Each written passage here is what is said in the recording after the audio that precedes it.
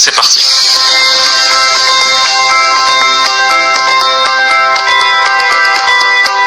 Alors comme d'habitude, un petit portrait robot. Kalidou Koulibaly a 27 ans et est international sénégalais depuis 2015. Il est né en France, à Saint-Dié-des-Vosges, où il grandit et fait ses premiers pas footballistiques avant de rejoindre le FC Metz, puis le Racing Club de Genk en Belgique. Sa taille est sujette à controverse. 1m95 sur sa page Wikipédia s'affiche l'équipe et son profil Who Scored, alors qu'il mesure en réalité 1m87, comme confirmé sur Transfer Market.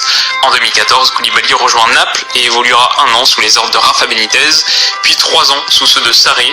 Aujourd'hui, c'est le Mister Carlo Ancelotti qui guide les Napolitains et Kalidou n'a jamais semblé aussi fort. Pourquoi ? Le premier point évident, c'est que Koulibaly a à sa disposition des capacités physiques hors normes. Sa puissance naturelle d'abord lui confère un avantage certain dans les duels, mais il n'est pas seulement grand et costaud, il est aussi tonique et très réactif. Un défenseur explosif, capable de changer rapidement d'appui et donc de direction, bien aidé par une accélération notable et une pointe de vitesse tout à fait respectable qui lui permettent de défendre haut en couvrant la profondeur. Mais si Koulibaly est rapide et puissant, il est surtout intelligent. Doté d'une excellente lecture du jeu, il comprend que chaque situation a sa clé bien particulière. Surgir sur un porteur de balle vulnérable, reculer pour anticiper une course dans son dos, orienter pour excentrer son vis-à-vis. En ce sens, Koulibaly est un vrai défenseur italien, capable de tacles spectaculaires bien sûr, mais qui comprend que se livrer est une solution de dernier recours. Le Sénégalais préfère défendre debout. Sur ses appuis, c'est le signe d'un arrière mature. Enfin, et c'est peut-être le point le plus intéressant, on a tendance à voir les défenseurs qui présentent un profil athlétique et dur sur l'homme comme des stoppers à l'ancienne, des purs défenseurs infranchissables, mais pas forcément très amis avec le ballon. Koulibaly, lui, brille par sa qualité de distribution et n'a pas peur de prendre le jeu à son compte, de percer les premières lignes adverses, souvent via des passes longues, très tranchantes et précises, mais parfois aussi par le dribble, preuve de son aisance technique. Donc ok, pour l'instant on n'a pas dit non plus grand chose de révolutionnaire. Athlétique, intelligent, excellent passeur, que des qualités remarquables, mais quand on prétend au titre de meilleur défenseur du monde, on s'attend au moins à ça. Alors qu'est-ce que Koulibaly a de plus ? C'est peut-être surprenant et ça peut paraître un peu cucu, mais tous ceux qui le connaissent désignent une caractéristique saillante, sa grande humilité. En plus d'être footballeur pro, c'est un footballeur pro mais humble et il est toujours resté le même, c'est ça qui fait encore plus plaisir. C'est pas parce que c'est devenu un joueur professionnel qu'il va nous appeler, on est des amis d'enfance, il a passé une petite partie de foot avec nous, sympa, c'est sympa, c'est vraiment quelqu'un très aimable, vous savez, j'ai la chance d'avoir un ami comme ça. Ouais.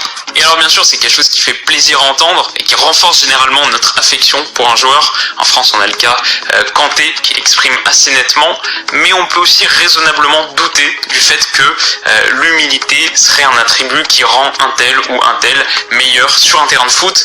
Est-ce que les égos surdimensionnés de Cristiano Ronaldo, Eto'o, Zlatan ou Mourinho les rendent moins performants ? Pas forcément. Mais pour Koulibaly, là je pense vraiment que son humilité a joué un rôle prépondérant dans sa réussite parce qu'il est sans doute un des joueurs du foot moderne qui a le plus progressé. Sur le plan disciplinaire déjà, sur ses 2 premières saisons à Naples, il reçoit 22 cartons en 59 matchs de Serie A. Sur les 2 suivantes, seulement 12 en 63 rencontres. Critiqué à son arrivée en Italie pour ses sautes de concentration flagrantes, il a totalement éliminé les bourdes de son jeu. 7 entre 2014 et 2016, 3 en 2016-2017, 0 l'année dernière. Grâce à l'apprentissage de Sarri, il a transformé son profil de colosse au pied d'argile, gêné par le ballon, à celui du meilleur relanceur de Serie A. En 2014-2015, il est le 27e joueur à avoir réussi le plus de passes, à 87% de réussite. L'année dernière, il boucle la saison à la seconde place du classement, à 91% de réussite, et est dépassé seulement par le chef d'orchestre du championnat italien, Jorginho. Enfin, Koulibaly a ajouté récemment une autre corde à son arc. Sur ses 2 premières saisons à Naples, il n'avait inscrit qu'un seul but, total qu'il portera à 3 en 2016-2017. L'année dernière, il a marqué 5 fois, dont une réalisation importantissime contre la Juve, symbole d'un joueur toujours plus décisif. Donc ok, athlétique, intelligent, excellent passeur et en forte progression, c'est pas mal de points forts, mais pour savoir si Koulibaly est vraiment le meilleur défenseur central du monde, on peut pas s'arrêter là. Il faut regarder ses rivaux, il faut une analyse comparative, et du coup j'ai choisi de prendre les stats sur la saison actuelle des 3 autres joueurs qui méritent pour moi de faire partie de cette conversation, Ramos, Van Dijk et Godin. Et alors si on regarde rapidement les indicateurs défensifs, Koulibaly est celui qui a réussi le plus de tacles, 1,8 par match, il était avec Ramos, celui qui a provoqué le plus de hors-jeu, 1 par match, à égalité avec Van Dijk, et celui qui a bloqué le plus de tirs, 0,9 par match. Il est deuxième ensuite au niveau des interceptions, des dégagements, et a aussi la deuxième meilleure note générale. En revanche, il est celui qui concède le plus de fautes, 2 fois plus que les autres. Et puis si sur la même période on s'intéresse aux indicateurs de passes, là on voit qu'il partage la plupart des stats avec Ramos. Même nombre d'assists, de passes en profondeur et une courte avance au niveau des passes clés, mais derrière sur le reste.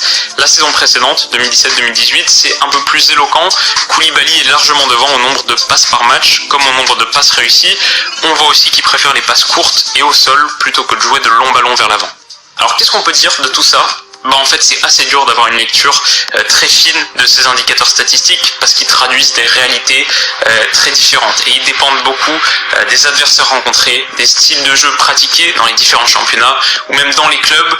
Du coup on peut réellement avoir qu'une appréciation subjective et la mienne c'est la suivante, c'est que Koulibaly, sans être nécessairement le numéro 1 dans tous les secteurs, est à mon avis le défenseur central en activité et dans le monde aujourd'hui qui est le plus complet.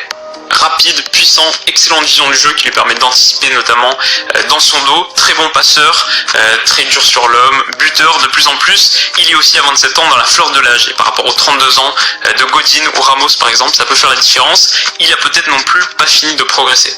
Après, pour franchir un cap aux yeux des observateurs, aux yeux de la planète foot, il va forcément devoir un peu garnir son armoire à trophées. Parce que une Super Coupe d'Italie et une Coupe de Belgique, c'est pas très impressionnant par rapport à la Coupe du Monde, aux 2 Euros, aux 4 Ligues des Champions de Ramos. Même si pour moi, sur le terrain, purement sur le terrain, il n'a pas grand chose à lui envier aujourd'hui. La question c'est, est-ce qu'il sera en position de gagner des titres majeurs en restant à Naples ? C'est pas sûr. Mais on sait à quel point le Napoli est un club difficile à quitter. Même quand on a envie, c'est un club qui a un président très excentrique, des tifosi très intenses. La porte est loin d'être ouverte la plupart du temps. En tout cas, personnellement, j'ai hâte de voir la suite de sa carrière. J'ai hâte de voir aussi son duel à distance avec Van Dijk d'ici quelques semaines à peine. Voilà les amis, c'est la fin de cette analyse spéciale Kalidou Koulibaly.